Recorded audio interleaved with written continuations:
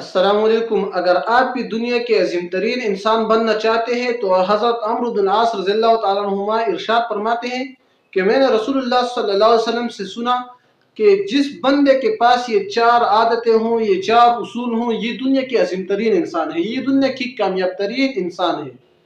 چاہے اس کے پاس کچھ بھی نہ ہو، چاہے اس کے پاس کچھ بھی نہ ہو، صرف اور صرف اس چار اصول کو اپنائے، یہ دنیا کی بہترین انسان، کامیاب ترین انسان، عظیم ترین انسان یہی ہے۔ اور یہ کوئی عام انسان کی باتیں بھی نہیں ہے، کوئی عام انسان کے اصول بھی نہیں ہے کہ کسی عام انسان نے یہ اصول وضع کیے ہیں۔ یہ خود صحابی رسول حضرت عمرو بن العاص رضی اللہ تعالی عنہما اس کی روایت سے میں نے لی گئی چار اصول ہے۔ خود عمرو بن العاص رضی اللہ تعالی عنہما فرماتے ہیں کہ انسان کے پاس جب بھی یہ چار اصول آئے، اور یہ حدیث روایت کرتے ہیں رسول اللہ صلی اللہ علیہ وسلم سے، مرفوعاً موقوفاً بھی یہ حدیث عمرو بن العاص رضی اللہ تعالی عنہ سے روایت ہے۔ سب سے پہلے وہ فرماتے ہیں کہ جس کے پاس سب سے پہلے اصول ہو وہ ہے صدق و مقال، یعنی وہ سچ گو ہو، حق گو ہو، سچ بات کہنے والا ہو۔ جب آپ کے پاس یہ اصول ہو کہ آپ سچ، ہمیشہ کے لیے سچ بول رہے، تو چاہے آپ کے پاس کچھ بھی نہ ہو، آپ دنیا کی عظیم ترین انسان ہے۔ اسی طرح قرآن مجید کے اندر اللہ سبحانہ وتعالیٰ فرماتے ہیں وَكُونُوا مَعَ الصَّادِقِينَ، آپ صدیقین میں سے ہو جائے، صدیق جو ہمیشہ سچ بولنے والا ہو۔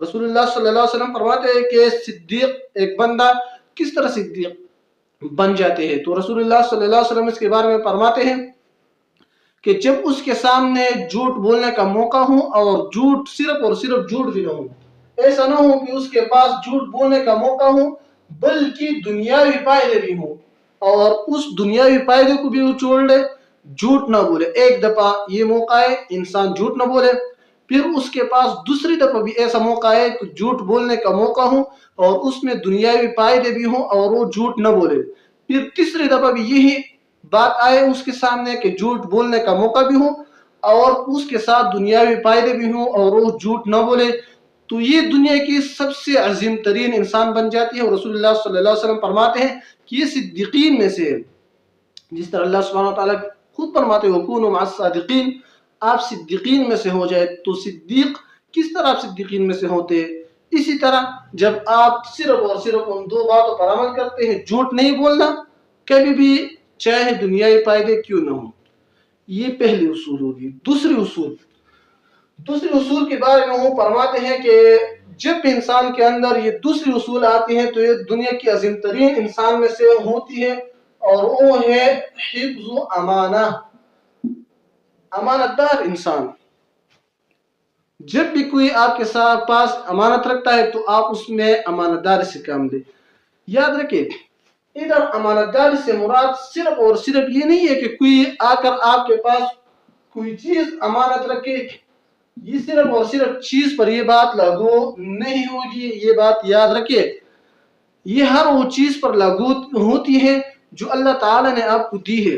یہ آپ کی بدن، آپ کی جسم، یہ اللہ تعالیٰ کی طرف سے دی گئی ایک امانت ہے۔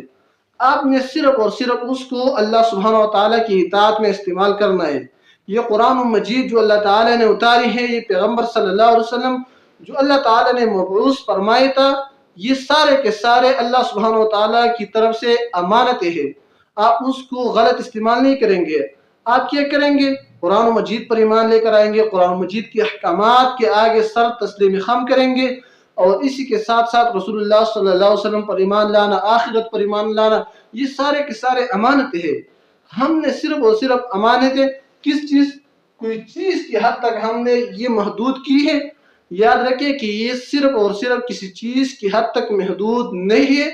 امانتیں وہ ہے جو اللہ تعالیٰ نے آپ کو جو بھی صلاحیتیں دی ہیں، سارے کے سارے امانتوں کی زمرے میں آتے ہیں۔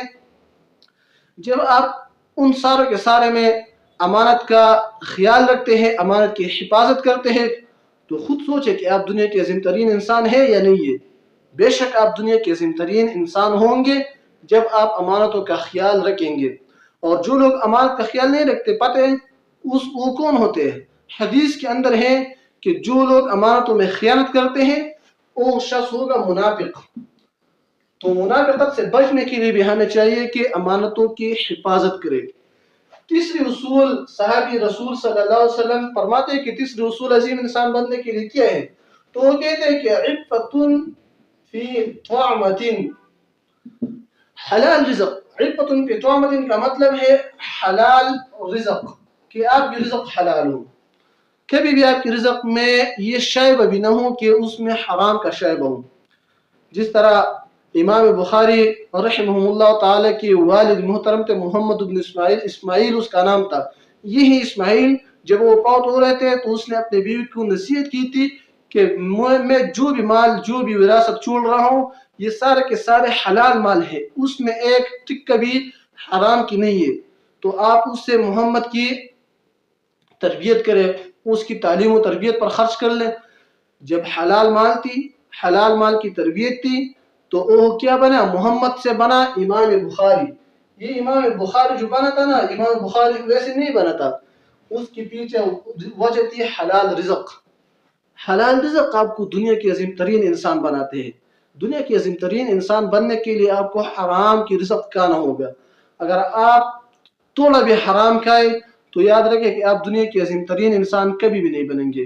دنیا کے عظیم ترین انسان بننے کے لیے لازمی یہی ہے کہ آپ حلال کما لے، حلال کھا لے، حلال سے بس گزارا کر لے، چاہے تھوڑا کیوں نہ ہو، حلال سے گزارا کر لے۔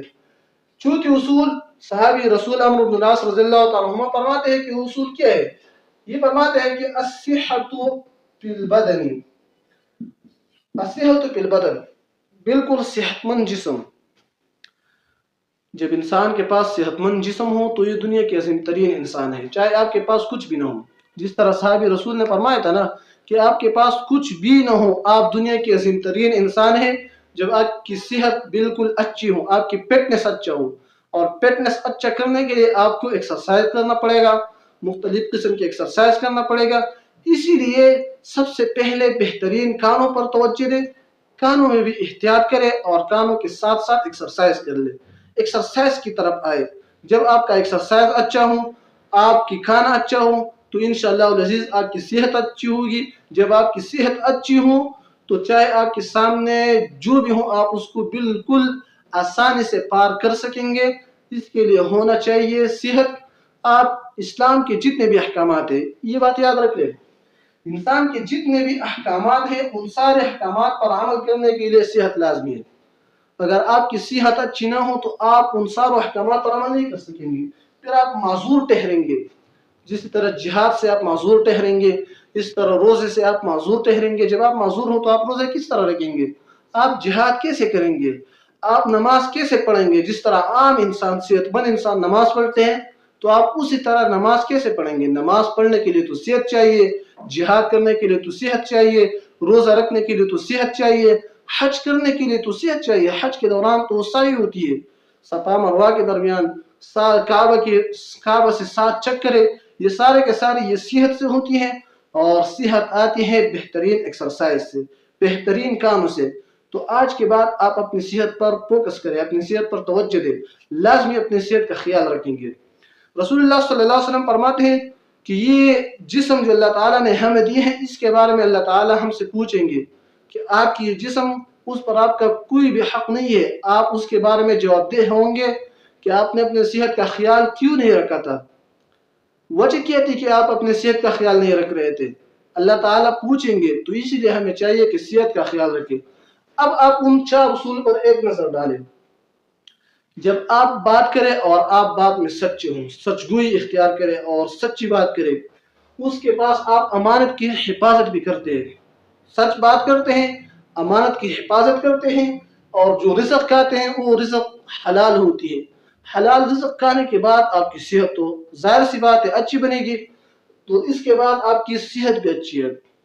جب یہ 4 چیزیں آپ کی زندگی کے اندر آئیں گے تو سوچیں آپ دنیا کے عظیم ترین انسان ہے یا نہیں ہے۔ سوچیں اگر آپ کے پاس کچھ بھی نہ ہو، آپ دنیا کے ایک عظیم ترین انسان بنیں گے صرف اور صرف اس 4 اصول کو اپنانے کے بعد۔ تو آج کے بعد ان 4 اصول کو اپنانے کی کوشش کریں۔ اگر آپ کے ذہن میں کوئی سوال ہو تو آپ بلا جھجک کمنٹ سیکشن میں پوچھ سکتے ہیں۔ اسلام کے حوالے سے جو بھی سوال آپ کے ذہن میں آتے آپ کمنٹ سیکشن میں پوچھیں، इंशाअल्लाह अज़ीज़ आपका भाई मौजूद है, वो आपको ज़रूर उसका जवाब देगा, आपको समझाएगा अहसन तरीके से। ऐसा ना हो कि हम आपको इस तरीके से समझाएंगे कि आपको कुछ भी समझ ना आया हो।